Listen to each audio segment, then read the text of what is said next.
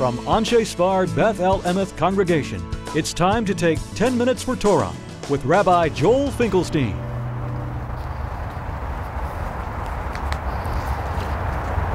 Moadim l'simcha, Chag Sameach, and welcome to our discussion of Sukkot. Is Sukkot a rainy holiday?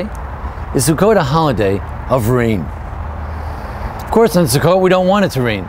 It gets rainy in this kind of sukkah. It's very difficult to observe Sukkot. It's a siman klala. If it rains on Sukkot, it's a bad sign. A sign that God doesn't want the worship of His servants, of the Jewish people. But on the other hand, there is ample evidence that Sukkot is actually a holiday of rain. We have first the Gemara in Rosh Hashanah. There the Gemara says that we're judged 4 times a year. Uvachag nidonin al hamayim. On Sukkot we're judged for what? For water. And the Gemara explains in a Brisa, Amar HaKadosh Baruch Hu, the Holy One, blessed be He, says, Nischu lefanai mayim. Pour and libate the water for me. Special ceremony on Sukkot.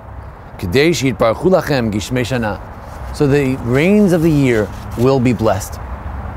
This is a special blessing, a special ceremony for Sukkot, to libate water on the altar. And why? Because we want the rains to be blessed. It's a holiday when we pray for the rains to be blessed. But there's a debate as to what extent in our Amidah, in our standing silent and communal devotions, we should mention the notion of Mashiva Ruach, Morida Geshem, that God indeed brings down the rain. Rabbi Eliezer, one of the rejected opinions in the Talmud, he says that Miyom Tov Rishon Shel Chag Hu Mazkir. From the very beginning of Sukkot, that's when you should start saying Mashiva Ruach, Morida Geshem. God brings down the rain. In Daf Bet Amud Bet, in Gemara Tanit, he says that the Arba Minim Ba'im L'Ratzot Al Mayim. The 4 species, that's the Lulav, Etrog, Hadassim, and Aravos, they come to appease God regarding rain. They're Gedelim Al Kol Mayim. These are species that grow on the water. That's why we bring them, to hint to God that rain should be something He gives us this coming year. And Rabbi Eliezer says there's a link between the lulav and the reciting of the prayer, or at least the mentioning of rain. Rabbi Eliezer says Mishas Netilas Lulav. We should mention rain from the moment that we take a lulav, and that's the first day of Sukkot. We should start praying for rain. Or some suggest Rabbi Eliezer learns the notion of the connection of rain and Sukkot from the Nisuch HaMayim, the fact that water is libated on the altar during this time. And in fact, within the sacrifices mentioned in the Torah, the word mayim, water, is encoded literally in the wording of this holiday. It says an extra mem over here, an extra yud over there, another extra mem over here, and together it spells the word water, mayim. Why? To hint that not only should we libate wine, as we often do on the altar, but we should libate water. Why? That the rains of this year should indeed be blessed. It's the only time we do that. And we have such a great celebration, Simchat Beit HaShoeva, a whole celebration of the drawing of water. Water is what Sukkot is all about. Now it's true, Rabbi Yoshua, the dissenting opinion, holds, and we maintain that position, that we don't mention rain in Mashiv HaRuach, in the Amidah, until the end of the holiday. Yom Tov Acharon, until the Shmini Atzeret. But in the Talmud, even that rabbi is of the opinion that you know when you should start mentioning rain? Mishat Hanachato. When you take that lulav on the 7th day and you put it down, that's when you should start mentioning rain. According to one interpretation, perhaps in Rashi, perhaps the Ritvaz suggestion, in fact, you would actually begin to ask for rain on Hoshana Rabbah, on the 7th day of Sukkot. In fact, in our Hoshanot, our prayers on Hoshana Rabbah, we mention a lot of things about rain. God should bring rain in the merit of Abraham and Yitzchak and Yaakov. The notion of rain comes out very much in the fore, even on Hoshana Rabbah, still the 7th day of Sukkot.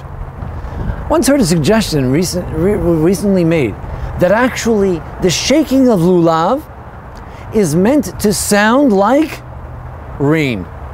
It's almost like a rain dance to say, shake, shake, and with that sound, we allude to God that rain should be the sign of this year, that this year should be a rainy year. And on the seventh day, just like in Jericho, each day you go around and you blow one shofar. But on the last day, everyone blows a shofar. On the last day, the sound is deafening. On the last day of Sukkot, we beat those aravot on the ground. There's even more noise of rain. We take that willow, which is a willow which comes from water. It's a arvei nachal. It's a willow that grows on the river. In Israel, the riverbeds have to be filled with rain in order to flow. On the seventh day, we emphasize the notion of the willow, which comes on water, the notion of water. And even according to our approach, that we do not emphasize rain in Sukkot so as not to bring a rainy Sukkot, but still, on Hoshana Rabbah, the theme of rain bursts forth, and the sound of the pattering lulav gets even stronger as we go around not once, but 7 times around the altar, or in our case, around the bima, in the shul, on the 7th day, on Hoshana Rabbah. So the question is Sukkot a time of rain?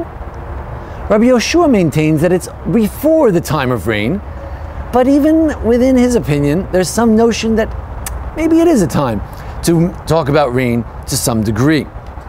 There's no question that immediately after Sukkot, some rabbis, the Meiri and the Ran, mention that maybe you should start asking for rain immediately after Sukkot. We don't.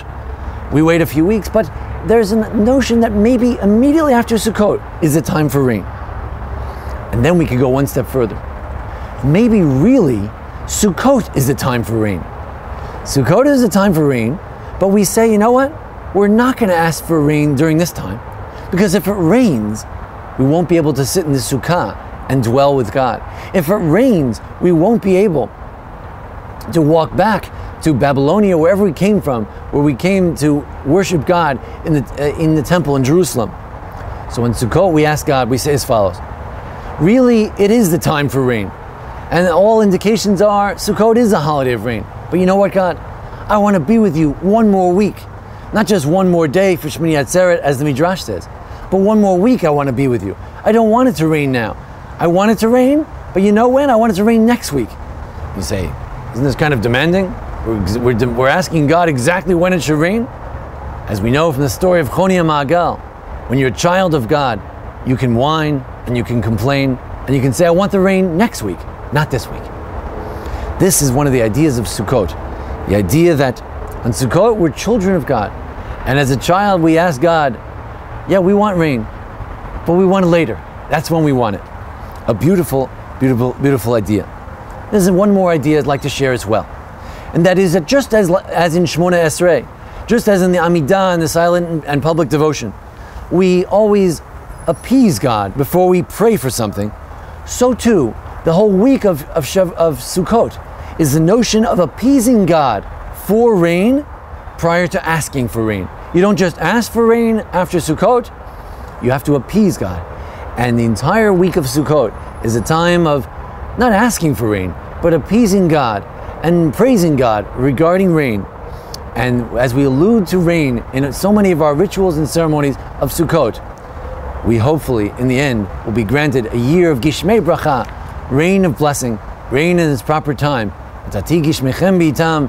May God give us the blessing that rain should fall plentifully in the land of Israel, and there should be no more drought, no more shortage of rain in Israel.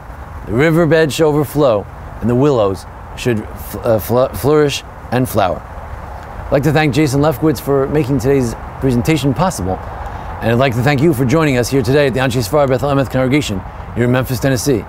If you'd like to email me, I'm at rabbijmf@gmail.com.